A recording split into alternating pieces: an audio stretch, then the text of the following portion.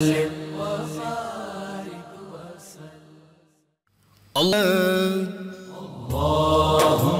صل على سيدنا ومولانا۔ بسم اللہ الرحمن الرحیم۔ السلام علیکم ناظرین، پروگرام صبح نور کے ساتھ آپ کا میزبان نذیر احمد غازی حاضر ہے۔ ناظرین کرام، حضرت ابو انیس محمد برکت علی صاحب رحمہ اللہ کی تالیف اسماء النبی الکریم صلی اللہ علیہ وآلہ وسلم سے ایک اسم مبارک پڑھنے کی سعادت حاصل کر رہا ہوں۔ سیدنا الغادی صلی اللہ علیہ وسلم، ہمارے سردار صبح سویرے اٹھنے والے، درود و سلام بھیجے اللہ آپ صلی اللہ علیہ وسلم، آپ کی آل پاک اور آپ کے صحابہ کرام پر۔ حضرت سلمان فارسی اللہ تعالیٰ عنہ بیان کرتے ہیں کہ رسول اللہ صلی اللہ علیہ وسلم نے فرمایا، تہجد کے وقت اٹھ کر نماز پڑھنے کی عادت بنا لو، کیونکہ تم سے پہلی قوموں کے صالح لوگوں کی یہی عادت تھی۔ تہجد کی نماز بندے کو اللہ کے قریب کرتی ہے، اس کے گناہوں کا کفارہ بن کر انہیں مٹاتی ہے اور جسم سے بیماری کو دور کرتی ہے۔ ایک اور روایت میں ہے کہ رسول اللہ صلی اللہ علیہ وسلم نے فرمایا، میری امت کے لیے صبح جلدی اٹھنے میں برکت رکھی گئی ہے۔ ناظرین اکرام، حضور سید عالمین صلی اللہ علیہ وسلم کی آل پاک کے بارے میں امام احمد رضا رحمۃ اللہ علیہ نے کمال کی بات کہہ دی تھی، اور میں سمجھتا ہوں کہ اس ایک شعر کے اندر یہ ساری سیرتیں جو ہیں ان کا ہمیں عکس اور نور نظر آتا ہے۔ انہوں نے فرمایا تھا کہ یا رسول اللہ صلی اللہ علیہ وسلم، تیری نسل پاک میں ہے بچہ بچہ نور کا، تو ہے عین نور، تیرا سب گھرانہ نور کا۔ وہاں ان بچوں کے اندر بھی وہ نور کی کرنیں، وہ شعائیں جو تھیں، انہی سے آج یہ امت جو ہے اس کے قلب و ذہن منور ہو رہے ہیں۔ ناظرین کرام، آج ہم ذکر پاک جس ہستی کا کرنے لگے ہیں، جس معصوم پاک کا ذکر کرنے لگے ہیں، ان کا ذکر کرنے سے پہلے آدمی کے قلب و ذہن پہ ایک ادب اور احترام کا یوں خیال آتا ہے کہ کیا ہماری زبانیں اور ہمارے قلب اس قابل ہیں کہ ان عظیم پاک ہستیوں کے ذکر کے قابل بھی ہو جائیں۔ سیدہ سکینہ بنت امام حسین سلام اللہ علیہ کا آج ذکر پاک ہم کرنے لگے ہیں۔ سیدہ سکینہ رضی اللہ تعالی عنہ وہ شخصیت ہے کہ سیدنا امام حسین علیہ السلام فرمایا کرتے تھے کہ میری نیم شبی کی دعاؤں کا ثمر اللہ تعالیٰ نے مجھے سکینہ کی شکل میں عطا فرمایا ہے۔ ناظرین کرام، سیدنا امام عالی مقام کو چین اور سکون کی نیند نہیں آتی تھی جب تک سیدہ سکینہ کو اپنے سینہ عطر پہ نہیں لٹا لیتے تھے۔ اور ناظرین کرام، یہ سکینہ پاک پھر جب میدان کربلا میں امام پاک شہید ہو گئے تو لوگ ان کو تلاش کر رہے تھے۔ سیدہ زینب پریشان تھی اور بار بار پوچھ رہی تھی کہ مجھے سکینہ نظر نہیں آ رہی۔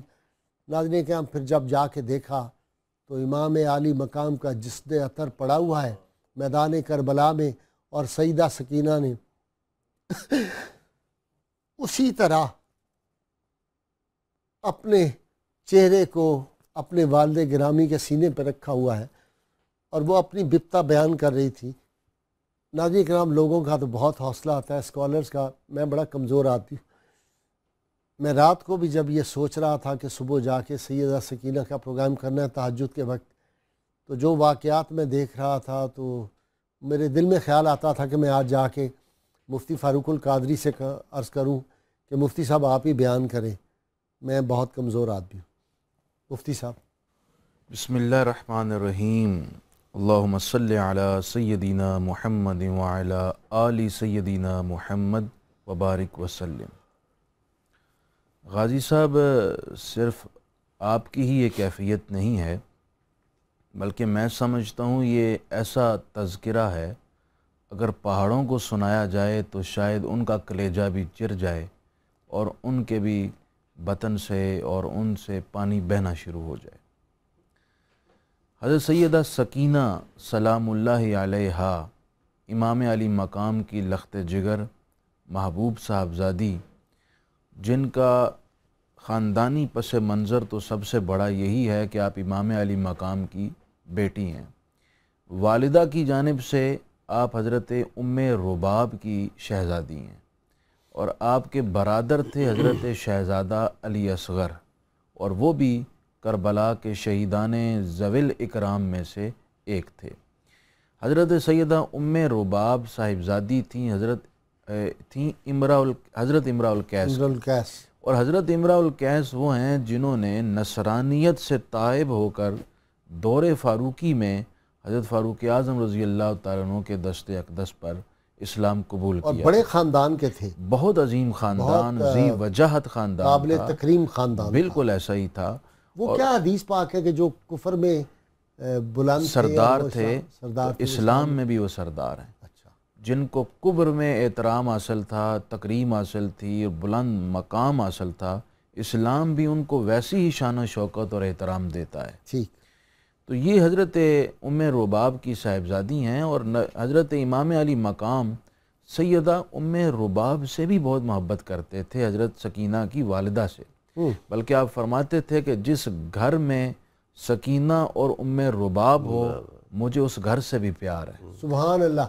اپنا پیر قمر شکور صاحب، میں اس حالت میں جو میری کیفیت تھی، میں آپ کا بھی تعارف نہیں کرا سکا، مفتی سعید صاحب کا بھی تعارف نہیں کرا سکا، موضوع ہی ایسا اور دردانگیز تعارف ہے۔ آپ دونوں کا مفتی محمد سعید رضوی صاحب کا بھی ماشاءاللہ میرے پروگرام کی زینت بنتے رہتے ہیں، اور آپ بھی۔ اہل بیت اطہار کی شان، سبحان اللہ، وراء الورا، جن کو کشتی نوح سے نسبت دے دی گئی۔ بسم اللہ الرحمن الرحیم، اللہم صلی علی محمد وعلی آل محمد وبارک وسلم۔ بہت ہی درد انگیز اور بہت ہی عظیم ذکر ہے جس کو آج آپ نے چھیڑا ہے، اور جس کیفیت سے آپ کا آغاز ہوا، بلا شبہ مفتی صاحب کی بھی، میری بھی، سب کی، ہماری مفتی سے رضوی صاحب کی بھی، سب کی ایک ہی کیفیت ہے کہ یہ اس ہستی مبارک کا ذکر ہے جو حضرت امام حسین علیہ السلام کو اپنی ساری اولاد میں سب سے زیادہ محبوب تھیں۔ چونکہ اہل بیت اطہار کا، جیسے آپ نے ارشاد فرمایا، احادیث مبارکہ میں بھی اور کلام مجید کی آیات بینات میں بھی اہل بیت اطہار سے والہانہ محبت کا حکم دیا گیا۔ سرکار دو جہاں صلی اللہ علیہ وآلہ وسلم نے نہ صرف اپنے ارشادات میں بلکہ آقا دو جہاں صلی اللہ علیہ وآلہ وسلم نے اپنی عملی زندگی میں اتنے خوبصورت مناظر پیش کیے ہیں ان ہستیوں سے محبت کے، جن کے مظاہر حضرات صحابہ علیہم رضوان، صحابیات علیہم رضوان اور امہات المومنین خود بیان فرماتی ہیں کہ سرکار دو جہاں صلی اللہ علیہ وآلہ وسلم ان سے کتنی زیادہ محبت فرماتے تھے۔ سبحان اللہ۔ علامہ ابن حجر مکی علیہ رحمۃ السوائق المحرکہ میں اور انہی کے حوالہ سے حکیم الامت مفتی احمد یار خان نعیمی اپنے حاشیہ قرآن مجید نور العرفان میں یہ نقل کرتے ہیں کہ سورہ صافات کی ایک مبارک آیت واقفوہم انہم مسئولون، یہ آیت حضرت مولا علی مرتضیٰ اور آپ کی اولاد کی شان میں نازل ہوئی ہے سبحان کہ اللہ۔ کل قیامت کے دن جب حضور علیہ الصلوۃ والسلام کی امت بارگاہ رب العزت میں پیش ہوگی تو اللہ رب العزت ملائکہ حشر سے فرمائیں گے واقفوہم، ان کو کھڑا کرو، ان کو ٹھہراؤ، انہم مسئولون، میں نے ان سے ایک سوال کرنا ہے۔ اور فرماتے ہیں کہ وہ سوال یہ کیا جائے گا کہ اے میرے حبیب علیہ الصلوۃ والسلام کی امت، میں نے تمہیں ایک حکم دیا تھا اپنے پیارے رسول کے ذریعہ سے، کیا تم اس پر عمل کر کے آئے ہو یا نہیں آئے ہو؟ اور وہ حکم کیا تھا کہ جو سورہ شورى کی آیت مبارکہ ہے، قل لا اسألکم علیہ اجرا الا المودۃ فی القربى، اے حبیب صلی اللہ علیہ وآلہ وسلم آپ فرما دیجئے کہ میں تم سے دین پر کسی اجر کا طلبگار نہیں، نہ کسی اجرت کا سوال کرتا ہوں۔ اگر تمہیں خود سے خیال آ جائے کہ رسول اللہ صلی اللہ علیہ وآلہ وسلم کے ہم پر بہت احسانات ہیں تو میرے قرابت داروں کے ساتھ محبت کرنا، میرے قرابت داروں سے حسن سلوک۔ اچھا مفتی صاحب، آیت تطہیر میں یہ بھی شامل ہے؟ بسم اللہ الرحمن الرحیم۔ بالکل غازی صاحب، یہ آیت تطہیر میں بھی شامل ہیں، اور جو نبی پاک صلی اللہ تعالی وسلم کے پر آیت مبارکہ نازل ہوئی، آیت مباہلہ جس کو کہا جاتا ہے، اس میں آپ دیکھیں نساءنا و نساءکم کے الفاظ ہیں، جمع کا صیغہ ہے۔ بہت اچھے۔ تو یہ ساری آل پاک کی شہزادیاں جو ہیں وہ اس میں بھی شامل ہیں، ان کو بھی تمام برکتیں یہ رسول پاک صلی اللہ علیہ وسلم کی پہنچ رہی ہیں۔ آپ نے انٹرو میں ایک حدیث پاک کا حوالہ دیا کہ سفینہ نوح کی مثال ہے، اور ایک حدیث پاک میں تھوڑا سا اشارہ کرتا ہوں کہ نبی پاک صلی اللہ علیہ وسلم نے اس کو باب حتہ سے بھی تشبیہ دی ہے۔ अच्छा, कुरान पाक में फरमाया ना बनी इसराइल की तौबा के लिए वदखुलुल बाबा सुज्जदन वक़ूलू हित्ततुन नग़फिर लकुम खतायाकुम, ये वसा बाब नज़ीदुल मोहसिनीन। मोहसिनीन। मुफ्ती साहब आपकी वजह से मुझे आयतें आ नहीं, ये तो अल्लाह पाक आप पे वैसे ही करम है, मैं तो कुरान पाक की बरकत है, ये अल्हम्दुलिल्लाह आ जाती हैं। तो वो बाबे हित्ता यानी कि दरवाज़ा था जिससे गुजरना था, ये उसको बाबे हित्ता कहा जाता है। ये कहना था हित्ता तुन, ये कहते जाना था। तो नबी पाक सल्लल्लाहु अलैहि वसल्लम की आले पाक के मुतल्लिक़ भी ये है कि फरमाया कि नहनु बाबो हित्तातिन, कि हम बाबे हित्ता हैं इस उम्मत के, यानी जो हमसे ताल्लुक़ रखेगा अल्लाह उसकी मग़फ़िरत फरमा देगा। वाह वाह। और खुतबा हज्जतुल विदा में फरमाया दो चीज़ें तुम्हारे दरमियान छोड़ के जा रहा हूं। और उनको सकलान फरमाया कि भारी चीजें हैं, यानी अच्छा, बहुत गिरां कदर जिनको आप कहते हैं, कीमती जिसको कीमती चीजें हैं, यानी एक कुरान पाक और एक मेरी आल है। और फिर साथ ये बिशारत भी दी कि जब तक तुम इनसे मुतमस्सिक रहोगे, यानी इनके साथ ताल्लुक कायम रखोगे कुरान पाक से और मेरी आल से, तो तुम कभी गुमराह नहीं हो सकते, भटक नहीं सकते। तो आज अगर लोग गुमराही की तरफ जा रहे हैं तो उसकी दो ही वजूहात हैं, एक कुरान पाक से ताल्लुक का ना होना और दूसरा रसूल पाक सल्लल्लाहु अलैहि वसल्लम की आले पाक से दूरी, उनसे मोहब्बत और प्यार का ताल्लुक कायम ना रखना। इन वजूहात की बिना पर हम लोग समझते हैं कि जो लोग गुमराही की तरफ जा रहे हैं। मुफ्ती साहब एक सवाल, बहुत ज़्यादा आपको भी मैसेज आते होंगे, मुझे भी आते हैं, लोग समझते हैं हम अहले बैत अतहार का बहुत ज़्यादा जिक्र करते हैं तो एक ख़ास मसलक या फ़िरके की तरफ हमें मुंसलिक कर दिया जाता है।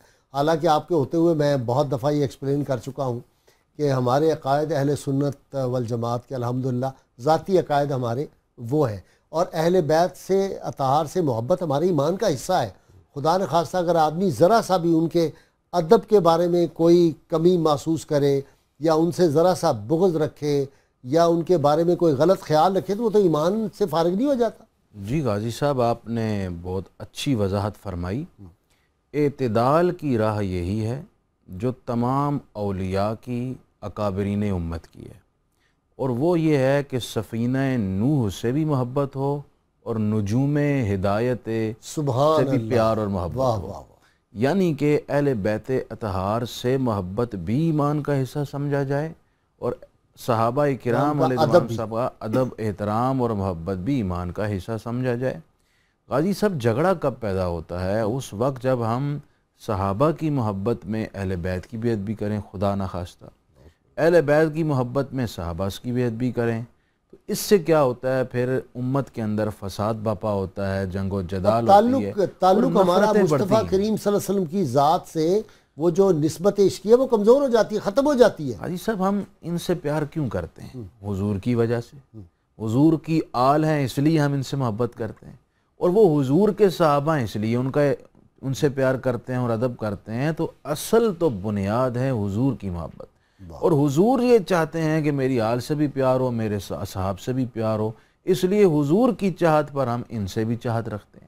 सैयदा सकीना रज़ी अल्लाह ताला अन्हा व सलामुल्लाहि अलैहा, आप अभी इब्तिदाई उम्र में थीं, आपकी विलादत हुई तो इमाम अली मकाम अपनी दुआओं का समर इन्हें करार देते, और इनका नाम सकीना इसलिए तजवीज़ फरमाया कि इनको देखकर इमाम अली मकाम सुकून महसूस करते, और अगर उनको सुकून मिलता है तो इनके ज़िक्र से हमारे कल्ब को भी यकीनन कुलूब को सुकून मिलेगा।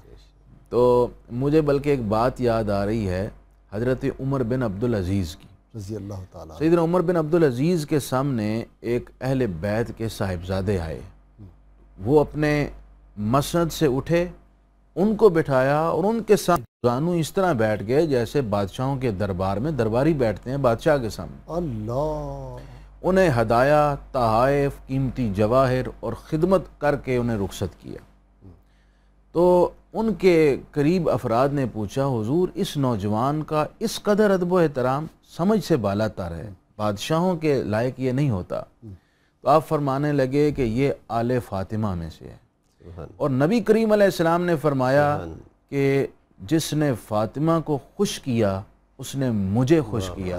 तो मुझे उम्मीद है कि मेरे इस अमल से कि मैंने सैयदा फ़ातिमा के बेटे की इज़्ज़त की, सैयदा फ़ातिमा खुश हुई होंगी। वाह वाह वाह वाह। तो सैयदा सकीना को सुकून पहुंचाना, ज़ाहिरी बात है गाजी साहब, जब आप किसी की तारीफ़ करते हैं, किसी का अदब करते हैं, किसी का तज़किरा करते हैं, वैसे भी अहले तसव्वुफ़ का ये एतकाद भी है कि वो बातनी तवज्जो भी करते हैं और ज़िक्र करने वाले से खुश भी होते हैं। ये सब मैं एक साहब मुझे कहने लगे, میرا بیٹا انس غازی الیکشن لڑ رہا تھا، تو ایک صاحب مجھے روکا، انہوں نے کہا ہم نے آپ کو پہلے ووٹ دینا تھا، آپ کے بیٹے کو اب نہیں ووٹ دیں گے. یہ پچھلے سال وہ الحمدللہ آج کل وہ سیکٹری ہائی کورٹ بار کا، اور بہت بڑی کامیابی اللہ نے دی، عزت دی اہل بیت اطہار کے تصدیق.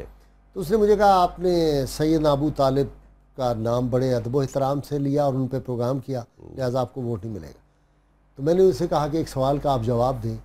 نبی کریم صلی اللہ علیہ وسلم تشریف لے آئے اور ان کی موجودگی میں، ہمارا تو ایمان ہے کہ وہ موجود ہیں، ہمیں دیکھ رہے ہیں، سن رہے ہیں، لیکن آپ سمجھانے کے لیے میں کہہ رہا ہوں کہ آپ اپنی ظاہری حیات میں جس طرح تھے تشریف لے آئیں اور ان کے بیٹھے ہوئے آپ سیدنا ابو طالب کے خلاف بات کریں. رسول اللہ صلی اللہ علیہ وسلم خوش ہوں گے کہ ناراض ہوں گے؟ واہ واہ واہ، بہت خوب.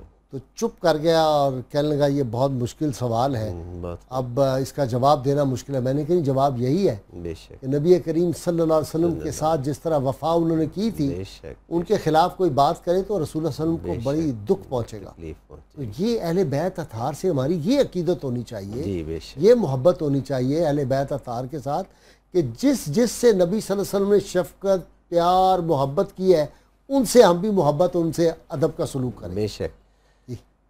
اس میں نے ایک بہت ہی اہم نقطہ اور بہت خوبصورت سمجھنے والی بات آپ کی گفتگو سے نکلی اور میں عرض کرنا چاہتا ہوں کہ حضرت امام حسن مجتبیٰ علیہ السلام ہوں یا حضرت امام حسین علیہ السلام ہوں، دیکھنے والی، سمجھنے والی یہ چیز ہے کہ جب یہ دونوں ہستیاں یکے بعد دیگرے اس دنیا میں ظہور فرماتی ہیں تو ان کے نام نہ حضور کو رکھنے کی اجازت ہے، نہ والدین کریمین کو رکھنے کی اجازت ہے، بلکہ خداوند لم یزل بذریعہ وہی ان کے نام بھجوا رہا ہے. سبحان اللہ. یعنی حضرت امام حسن کا نام بھی جناب جبرائیل امین علیہ السلام لے کر آتے ہیں، اور جناب امام حسین علیہ السلام کا نام بھی جناب جبرائیل امین علیہ السلام لے کے آتے ہیں. تھوڑا سا مفتی صاحب اس کو کریکٹ کر لیں. جی یہ اپنا پیر صاحب، یہ جو لفظ ہے نا کہ حضور صلی اللہ علیہ وسلم کو اجازت نہیں تھی، نہیں، اجازتیں تو ساری ہیں. رسول اللہ صلی اللہ علیہ وسلم، یہ حکمت الہی ہے، اور نبی صلی اللہ علیہ وسلم کو بھی معلوم ہے کہ ان کے نام یہی رکھے جانے. جی بالکل، وہ حکمت اس میں اصل میں یہ ہے. میں نے کہا غلط فہمی جی ٹھیک ہو گیا.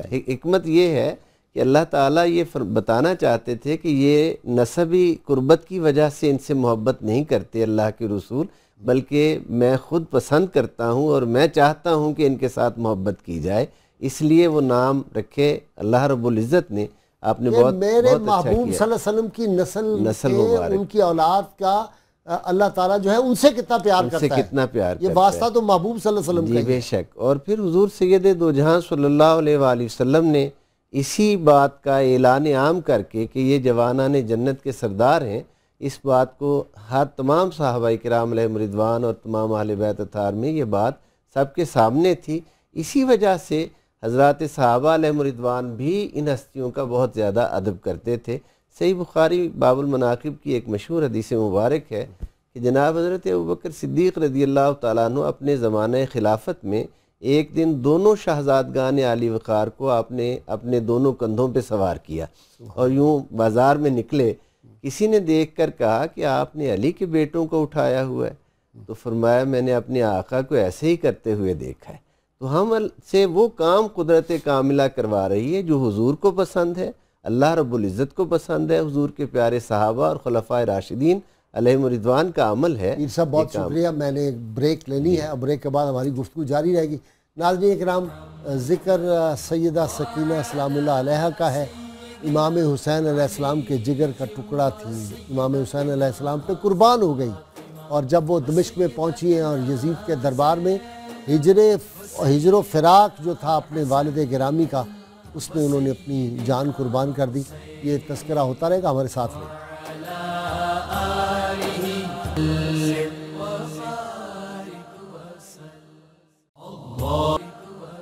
ویلکم بیک ناظرین کرام. مفتی صاحب قبلہ، امام عالی مقام کو اتنی محبت ان سے تھی اور ان کی والدہ کے ساتھ بھی آپ کا جو سلوک پاک تھا وہ اتنا زیادہ تھا کہ کچھ کسی موقع کو اشعار بھی نہیں کہے تھے، مجھے ایسے یاد پڑتا ہے. ایک تو یہ بڑی دلچسپ بات ہے کہ جب میدان کربلا میں 7 محرم کے بعد جب پانی بند ہو گیا تو امام پاک کا معمول تھا کہ آپ خیموں کا دورہ فرماتے تھے، پاک بیبیوں سے حال حوال پوچھتے، خیریت پوچھتے. حضرت سیدہ سکینہ سلام اللہ علیہا کے خیمے پر جب آپ تشریف لائے تو آپ نے پوچھا کہ بیٹی کوئی حاجت، کوئی ضرورت؟ میں تیرا باپ ہوں، اگرچہ حالات ایسے نہیں ہیں تو انہوں نے ایک عرض کی، انہوں نے کہا جی میں قرآن پاک جب پڑھتی ہوں تو میں نے ایک رات میں، بعض نے 3 قرآن پاک لکھے ہیں، 3 مرتبہ ختم کیے، بعض نے اس سے زیادہ کی تعداد بھی لکھی، اور وہ عقل میں نہ آنے والی بات نہیں ہے، وہ مولا علی کی پوتی ہیں تو جو ایک رکاب سے دوسری رکاب تک جاتے ہوئے قرآن پاک پڑھ لیا کرتے تھے. تو کہا کہ میری زبان خشک ہو جاتی ہے، اگر تھوڑا سا پانی مجھے یہاں مل جاتا تو میں اور قرآن پاک کی تلاوت زیادہ کرتی. اچھا. تو ان سے محبت کا عالم یہ تھا، آپ نے فرمایا مجھے اس گھر سے محبت ہے جس میں یہ رہتی ہیں، یعنی دونوں کے نام بھی لیے، سکینہ اور ام رباب جس میں رہتی ہیں، اس گھر سے مجھے محبت ہے جس میں یہ رہتی ہیں. اچھا، باقی مکان سے محبت مکین کی وجہ سے ہوتی ہے. ظاہر بات ہے گنبد خضرا ہماری نگاہوں کا مرکز و محور، ہماری جان اس پہ قربان کس لیے؟ مکین گنبد خضرا کی وجہ سے. یعنی یہ بڑی پیاری بات ہے. اب دیکھیں مکان تو اینٹوں کا اور پتھروں کا بنا ہوا ہوتا ہے نا، یسرب مدینہ بن جاتا ہے مکین کی وجہ سے. بے شک وہ تو برکتیں منور مدینہ منورہ.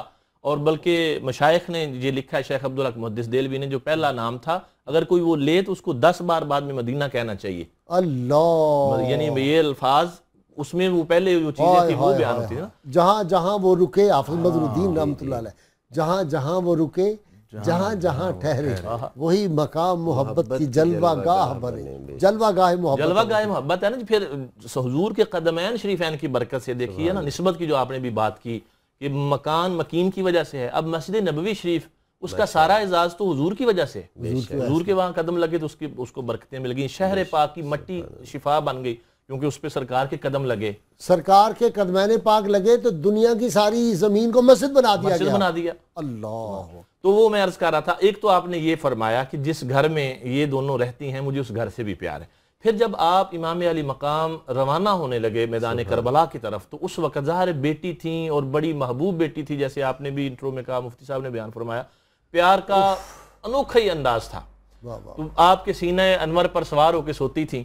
تو اس وقت جب رخصتی کا وقت تھا تو یہ بڑا دردناک اور بڑا دکھ والا لمحہ تھا، اور تھے بھی امام پاک، اس کے بعد امام زین العابدین تھے، اور تو کوئی مرد پیچھے باقی نہیں تھا. یہ کربلا معلیٰ کا واقعہ بیان کریں. کربلا جس دن یہ واقعہ ہوا اس دن کی، اس دن 10 محرم کی بات کر رہا ہوں. آپ روانہ ہونے لگے، یعنی سارے افراد جو مرد تھے حضرت علی اصغر تک سب شہید ہو چکے تھے، صرف امام پاک رہ گئے تھے. تو اب یہ رخصتی کا جو عالم تھا یہ بڑا دردناک تھا. حضرت سیدہ سکینہ کو پھر اس وقت جب آپ رونے لگی، ظاہر ایک فطری محبت بھی تھی، چھوٹی عمر تھی. تو وہ چھوٹی بچیاں، تو باپ ویسے گھر سے جا رہا ہو، ہم بھی بیٹیوں والے ہیں، تو بیٹیوں کو ایک محبت ہوتی ہے، پیار ہوتا ہے، تو باپ ایک دن نظر نہ آئے تو وہ دکھی ہو جاتی ہیں. تو وہ جب جا رہا ہو تو ہوتا ہے. تو پھر ان کو تو پتا تھا، جب حضرت سیدہ زینب اور دیگر جو اہل بیت اطہار کی پاک بیویاں تھیں رو رہی تھی سب کہ اب جا رہے ہیں تو واپس نہیں آئیں گے. تو اس وقت حضرت سکینہ کو پھر آپ نے، امام پاک نے جو ارشاد فرمایا کہ ابھی رو نہ، سیطول من بعدی یا سکینہ فعلمی منکل بکاؤ منکل بکاؤ. فرمایا کہ اے سکینہ اب رونا بھی بڑا لمبا عرصہ پڑا ہے، لمبا وقت ہے رونے کے لیے پیچھے، یہ بڑا ٹائم آئے گا تجھ پر. یعنی مشکلات جو بعد میں آنے والی تھی ان کی طرف آپ نے اشارہ فرما دیا کہ سفر کوفہ سے شام کا، اور پھر شام میں یزید کے دربار میں. اور اس میں آپ نے یہ بھی فرمایا، لا تحرقی قلبی بدمعک حسرتن ما دام منی الروح فی جثمانی، کہ اپنے آنسوؤں سے میرے دل کو جلاؤ نہ جب تک یہ روح میرے جسم میں ہے، مجھے دکھ ہوتا ہے، آپ کے آنسوؤں سے تکلیف ہوتی ہے. فَإِذَا قُتِلْتُ فَأَنْتَ بِأَوْلَى، کہ جب میں شہید کر دیا جاؤں تو پھر تیرے پاس اختیار ہے. تَأْتِینِی یا خَیْرَةَ النِّسْوَان، کہ اے عورتوں میں سب سے بہتر، پھر تیرا جو جی چاہے دکھ کرنے کا، غم کرنے کا، آنسو بہانے کا، پھر میں تجھے روکوں گا نہیں. تو اس سے آپ اندازہ فرمائیے کہ انہوں نے کتنے خوبصورت انداز میں، کتنی محبت سے اور کتنے پیار سے وصیت فرمائی، اور یہ بتا بھی دیا دنیا والوں کو کہ جو آنسو آ جاتے ہیں قدرتی طور پر، یہ اللہ تبارک و تعالیٰ کی طرف سے ہوتے ہیں. یہ دکھ ہوتا ہے دل کا، اپنے غم کا اظہار ہوتا ہے. تو آہو بقا جو ہے اس سے آپ نے منع بھی فرما دی. یہ آنسو بڑے قیمتی ہوتے ہیں. یہ آنسو جو ہے فراق مصطفیٰ صلی اللہ علیہ وسلم، دیکھیں نا وہ سیدنا بلال حبشی رضی اللہ تعالیٰ جب رسول اللہ صلی اللہ علیہ وسلم کی وصال پاک ہوتا ہے تو مدینہ منورہ کی گلیوں میں جاتے تھے. یہ انداز ہے کہ لوگوں حضور کو دیکھا ہے تم نے، ادھر سے گزرتے ہو. اور یہ جو اہل بیت اطہار کا جو واقعات ہیں کربلا کے، اپنے اوپر طاری کریں نا جی. بے شک عام وفات ہوتی ہے باپ کی، بیٹیوں کی کیا حالت ہوتی ہے اس وقت تو اور اس معصوم کے سامنے والد کو ذبح کیا جا رہا ہے، والد کی گردن تن سے جدا کی جا رہی ہے. مظلومیت کی انتہا ہے. بالکل غازی صاحب، یہ اب آپ دیکھیں، کاش یہ واقعہ نہ ہوتا. میں آپ کو عرض کروں کہ بڑے حوصلے سے آدمی کو پڑھنے پڑتے ہیں واقعات کریم۔ جی بالکل ایسے ہی، بس اللہ تعالیٰ کی غازی صاحب حکمت تھی اور مشیت ان سرفروشان اسلام کی قربانیوں سے اسلام نے زندہ ہونا تھا، اور ساری امت کو اس سے پیغام قربانی اور اسلام کو ترویج اور تکمیل دینے کا جذبہ ملنا اور تھا۔ آج بد نصیب کہتے ہیں کہ اسلام زندہ ہوتا ہے ہر کربلا کے بعد، یہ کیا بات ہوئی؟ کیا کہاں اسلام زندہ ہوا؟ وہ تو نعوذ باللہ، میں نے خود انہوں سنا نے- سوشل میڈیا پہ، انہوں نے آپ نے بھی حضور- سنا ہوگا جی بالکل، کہ جی وہ تو قتل ہو گئے، نعوذ باللہ مر گئے، زمین کے نیچے دفن کر دیا، تو آپ کہتے ہیں اسلام زندہ ہوتا ہے ہر کربلا انہیں کے بعد؟ اسلام کی لاجک کا پتہ ہی نہیں ہے، اسلام کی حقیقت کا علم ہی نہیں، انہوں نے اسلام کو سمجھا ہی نہیں ہے۔ جو اسلام کو سمجھے گا تو اسے پتہ لگے گا اسلام کیسے زندہ ہوتا ہے۔ جب یہ قافلہ بعد از واقعہ کربلا کوفہ روانہ ہوا، پھر وہاں سے دمشق کی جانب ایک طویل مسافت طے کر کے پہنچا، تو یہ کربلا کا واقعہ اپنی جگہ دل دوست تھا اور بہت گراں بار تھا، لیکن اس کے بعد جو ایک صبر کا لامتناہی سلسلہ تھا اور جس پر لمحے لمحے اور قدم قدم پر زہرہ گداز حالات طاری ہو رہے تھے، اس وقت ان دختران محمد صلی اللہ تعالی علیہ وآلہ وسلم کا صبر، استقامت، استقلال، حوصلہ بھی اپنی جگہ کی مثال ہے۔ مفتی کوفہ صاحب ان پہنچے، کی زبان، سیدہ سکینہ رضی اللہ تعالیٰ عنہ کی زبان جو تھی وہ ایسی ہو گئی تھی جیسے لکڑی ہے، لکڑی اور ہے۔ امام پاک کے سینہ اطہر پہ جب انہوں نے اپنا رکھا ہوا تھا نا چہرہ مبارک، تو پانی لے کے سیدہ زینب پہنچی ہے، آپ نے کہا سکینہ پانی پی لو، تو انہوں نے کہا سیدنا عباس آ گئے ہیں پانی لے کے، اس معصومیت کا دیکھیں نا بچی کا، بالکل۔ تو انہوں نے کہا نہیں، یہ حر کی بیوی جو تھی اس کے پاس پانی تھا، اس نے بھیجا ہے ابھی پانی۔ اچھا غازی صاحب، ایک اور بڑی اس موقع پر حیرت انگیز بات ہے، چونکہ آپ امام علی مقام کی لخت جگر ہیں اور سیدنا علی المرتضیٰ کی آپ پوتی ہیں، ہوتی تو وہ جو فصاحت و بلاغت اور علم و حکمت کے در ہیں وہ بھی ان تک وراثتی طور پر منتقل ہوئے، خون میں ہے۔ حتیٰ کہ ہم دیکھتے ہیں سیرت کی کتابوں میں کہ جہاں حضرت سیدہ زینب سلام اللہ علیہ اور امام علی زین العابدین سلام اللہ تعالی علیہ آپ کے خطبات کا تذکرہ ملتا ہے، وہیں سیدہ سکینہ کے خطبات بھی موجود ہیں، اور وہ جو آپ نے کوفہ میں جہاں سیدہ زینب کے خطبات ہیں اور دمشق میں وہاں سیدہ سکینہ کے خطبات بھی ملتے ہیں۔ اپنا پیر صاحب وہ بتائیں کہ یزید کے دربار میں جب پہنچے تو پھر کیا ہوا؟ یزید کے دربار میں حضرت، سیدہ سکینہ پہنچی ہے نا وہاں پہ، جی جی تو رونے کی آواز آ رہی ہے، جی، تو یزید جو ہے وہ بھی ہل گیا، وہ آواز اور وہ بے جو ان کی رونے کی آواز تھی، تو اس نے کہا چپ کرائے خدا کے لیے، کوئی بندہ جائے ان کو جا کے چپ کرائے، تو انہوں نے کہا جی ایک ہی طریقہ ہو سکتا ہے کہ امام علی مقام کا جہاں سر اقدس پڑا ہے کے پاس وہاں اس کو لے جائیں تو پھر اس کو سکون ملے گا۔ بے شک بے شک جی۔ حضرت امام حسین علیہ السلام اور دیگر شہدائے اہل بیت کے سرہائے مبارکہ کاٹ کر انعام کے لالچ میں چونکہ لے کر گئے تھے نا، تو یہ اس فراق میں رو رہی تھیں اپنے پدر بزرگوار اور عظیم المرتبت حضرت امام حسین علیہ السلام کی یاد میں۔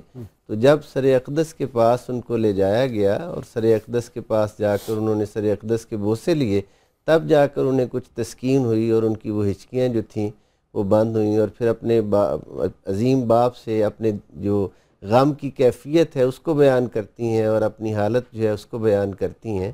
یہ اللہ تعالیٰ نے اس طرح ان کی تسکین کا ایک ذریعہ بنایا کہ سر اقدس کی زیارت کا شرف وہیں ان انہیں حاصل ہوا۔ کا وصال پاک ہو گیا۔ جی، وصال مبارک ان کا کربلا اس در شام میں ہی ہوا، دمشق میں ان کا مزار مبارک جو ہے باب الصغیر قبرستان ہے، اسی وقت ہی کہتے ہیں جب وہ ان کے امام علی پاک کے سینہ اطہر پہ رکھا ہوا تھا اپنا چہرہ، تو اسی وقت ان کا وصال مبارک جو ہے ہو گیا، فراق والد کا فراق جی۔ وہ یعنی جتنی سرکار امام حسین علیہ السلام کو محبت تھی اتنی ہی وہ محبت ادھر سے بھی والہانہ وہی کیفیت تھی نا جی، اس وجہ سے وہ جدائی برداشت نہیں ہو رہی تھی اور بہت زیادہ اس بارے میں کی کیا، اور یزیدیوں کی میں کہوں گا سب کی کیا بد نصیبی تھی جی۔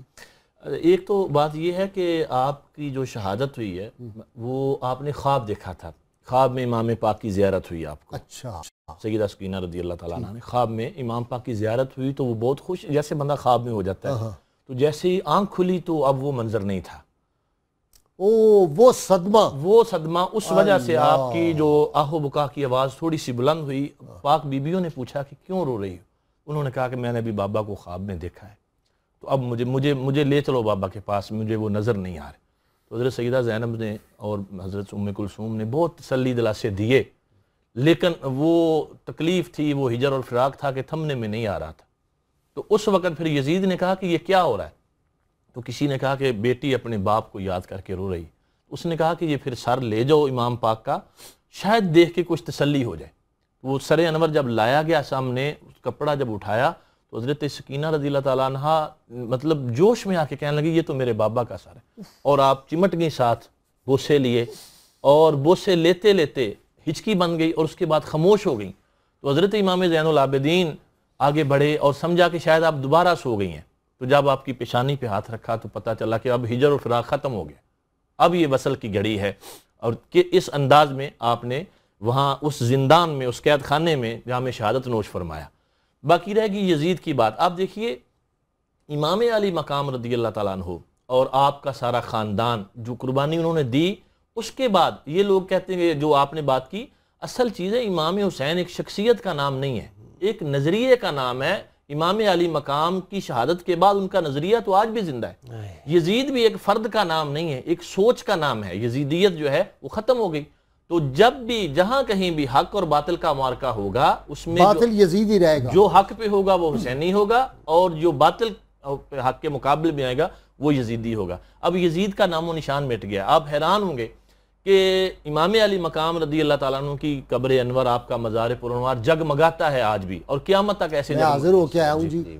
آپ خود دیکھ سکتے ہیں۔ سبحان اللہ سبحان اللہ، انوار نظر آتے ہیں جی، انوار برس رہے ہیں، اس کی ایک بس کیا کہوں برسات ہے ہر وقت۔ تو یزید جو طاقت کے نشے میں تھا، دولت کے نشے میں تھا، اقتدار کے نشے میں تھا، اس کی قبر جہاں بنائی گئی تھی وہاں لوگ آج کل کوڑا پھینکتے ہیں۔ اچھا، یہ کوڑا پھینکتے ہیں، یعنی بالکل یعنی ایسی جگہ ہے کہ جس کو کوئی جانتا تک نہیں ہے، اس کا نام و نشان مٹ گیا، اس کی حکومت ختم ہو گئی، سب کچھ تباہ و برباد ہو گیا۔ تو امام علی مقام اور آپ کے رفقا کی قربانیاں اور شہزادگان جو ہیں، بیٹیاں جو آپ کی پاک بیبیاں، پردہ دار خواتین جو تھیں، انہوں نے جو یہ مشکل حالات کا سامنا کیا۔ مفتی صاحب آج کی امت کی بیٹیوں کو سیدہ سکینہ کی حیات پاک سے درس، یہ بھی عرض کرتا ہوں، اور اس سے قبل اہل اور ہم بیت نے ویسے اعظام اپنے کورس سے بس تمام ازواج مطہرات امہات المومنین کو نکال تمام دیا ہے، اکابرین اہل بیت کے اطہار کو تذکرے نکال دیا ہے۔ جی۔ اب ہم نے وہ جو فلمیں بناتی تھی خاتون، اس کا کورس میں نام شامل کر دیا، کوئی اور جو تھی اس کو پکڑ کے شامل کر دیا۔ تو پھر امید یہ رکھتے ہیں کہ ان جیسے اسوے اور سیرت آج بھی پیدا ہو، ایسا تو نہیں ہو سکتا۔ گھر جنت نظیر بنے پھر بن نہیں نہیں سکتا۔ بچیاں اور بچے آنکھوں کا نور بنے، دل کا چین بنے، اور امت کے اس حکومت کی لگام کو تھامیں، ایسا تو نہیں ہو سکتا۔ پھر وہی ہوگا جو ہو رہا ہے اس وقت، ہم دیکھ رہے ہیں اپنی آنکھوں سے۔ امام علی زین العابدین اور تمام خاندان اہل بیت جو پسماندگان تھے، ان کو پہلے ہی بہت سارے صدمے تھے، اب ایک نئے صدمہ ان کے دل پر ٹوٹ پڑا کہ سیدہ سکینہ سلام اللہ علیہا کا بھی وصال ہو گیا۔ امام علی زین العابدین جب کبھی واقعہ کربلا کو یاد کرتے تو رو پڑتے تھے، اور جب آپ کے سامنے پانی پیش ہوتا تو آپ کی ہچکیاں بند جاتیں، اور رو رو کر فرمایا کرتے تھے جب بھی پانی دیکھتا ہوں مجھے سکینہ اور اصغر کی پیاس یاد آ جاتی۔ تو ساری عمر ٹھنڈا پانی نہیں پیا، بھی ہے ٹھنڈا پانی، عام نارمل واٹر پیا ہے۔ اور سیدہ سکینہ کو بعد از واقعہ کربلا آپ اپنے سینے کے ساتھ لگا کر دمشق تک لائے، اور ان کو تسلی دینے میں امام علی زین العابدین کا بہت کردار تھا۔ اس لیے ان کے وصال کے بعد سب سے زیادہ صدمہ اور درد بھی امام علی زین العابدین کو ہوا۔ قاضی صاحب آج کی امت کی بیٹیوں کے لیے یہ درس ہے کہ اپنے والد کا، خصوصاً جس طرح سیدہ سکینہ نے امام علی مقام کے اصول پر وفا کی اور اپنی آنکھوں سے وہ سارے مناظر دیکھے۔ ایک تو چونکہ سیدہ سکینہ 6 سال کی عمر میں یا 5 سال کی عمر میں جب آپ کا وصال ہوا، اس وقت بھی ایک ماہر، ذہین اور فطین عالمہ اور فاضلہ تھیں، اور وراثت میں علوم منتقل، وہ ساری حقیقت کو سمجھتی تھی یہ جنگ کیوں ہو رہی ہے، یہ کیوں مشکل پیش آ رہی ہے۔ انہوں نے اس کے باوجود اپنے والد کی حمایت کی۔ ایک سبق یہ ہے کہ بچیاں اپنے والد کے ساتھ حق پر اس کی حمایت کریں اور اس کے ساتھ وفا کریں، اور مشکلات میں اس کے درد کا درماں بنے، نہ کہ اس کے مشکلات میں اضافہ کرنے کا سبب بنے۔ دوسرا سبق یہ ملتا ہے کہ اگر فیملی پر، گھر پر مصیبت آ جائے، مشکل وقت آ جائے، اس وقت صبر سیکھیں سیدہ سکینہ سلام اللہ علیہا کی، اور کردار کو اسی طرح مصفہ رکھیں۔ اور تیسری بات ہمیں پتہ چلتی ہے کہ اس عمر میں بھی سیدہ سکینہ کو امام الانبیاء جناب رسول اکرم صلی اللہ تعالی علیہ وآلہ وسلم سے بہت پیار تھا، اور اب چونکہ فیملی میں ہر وقت گھر میں حضور کا نام گونجتا تھا تو حضور سے پیار تو ان کی رگ و پے میں موجود تھا، تو اس عمر میں بھی وہ بار بار حضور کا تذکرہ کرتی اور اس تذکرہ کرتے کرتے وہ رو پڑا کرتی تھیں۔ تو یہ بھی بچیوں کے لیے سبق ہے کہ اصل محبتوں کا محور اور مرکز آپ زمانے کے ان جھنجھلاٹ سے نکل کر حضور کی ذات کو بنائیں، اسی میں آپ کی سیرت کا، آپ کے کردار کا، آپ کی عزت اور عفت کا تحفظ بھی ہے، اور اسی میں پاکیزہ آنے والی نسل کی تیاری کا ایک بنیادی سبب بھی موجود ہے۔ سبحان اللہ۔ جی پیر صاحب، آج کی بیٹی کے نام پیغام۔ جی، جس طرح مفتی صاحب نے بہت ہی قیمتی، بہت خوبصورت گفتگو کی ہے، اس حوالہ سے آج جو کچھ ہم اپنے معاشرے میں دیکھ رہے ہیں کہ والدین سے تعلق جو ہے اس کے حوالہ سے مضبوطی وہ نہیں، والدین کو بھی تو سبق ملتا ہے، والدین کو بھی امام علی مقام روز سینہ عطر پہ لٹاتے تھے اپنی بیٹی کو، تو بیٹیوں سے محبت، اور یہ جو ہمارے ہاں کے بیٹا ہے تو اس سے تو بہت وی آئی پی سلوک ہے، بیٹی جو ہے والدین کچھ بیٹیوں کو سکھائیں گے کہ کیا کرنا ہے تبھی بیٹیاں کر پائیں گی نا جی، والدین پہلے سکھائیں گے اس کے بعد پھر بیٹیاں سیکھیں گی کہ کیا کرنا ہے۔ سیدہ سکینہ کی سیرت ان کو پڑھاؤ گے تو پھر بے شک پھر پتہ چلے گا، سیرت تو ان کی پڑھا رہے ہو کہ جی فلانی نے فلم بنائی تھی وہ بہت بڑی مشہور ہو گئی ہے۔ بے شک، اگر اجازت دیں تھوڑا ایک میں علامہ اقبال رحمت نے جناب سیدہ کونین کی خدمت میں جو نظم پیش کی ہے نا، جس کے آخر میں کتنی بڑی بات وہ کہہ گئے ہیں، رشتہ آئین حق زنجیر پاس فرمان جناب مصطفیٰ، ورنہ گرد تربتش گردید میں سجدہ برخا کے او پوشید میں، کہ قرآن مجید آئین حق اور فرمان مصطفیٰ کا میرے پاؤں کی اگر زنجیر نہ ہوتی تو میرا دل یہ چاہتا ہے کہ میں اس جگہ کا طواف کرتا جہاں آپ کا آرام فرما ہے، اور اس جگہ کو بوسے دیتا جس خاک میں آپ پوشیدہ ہیں۔ یہ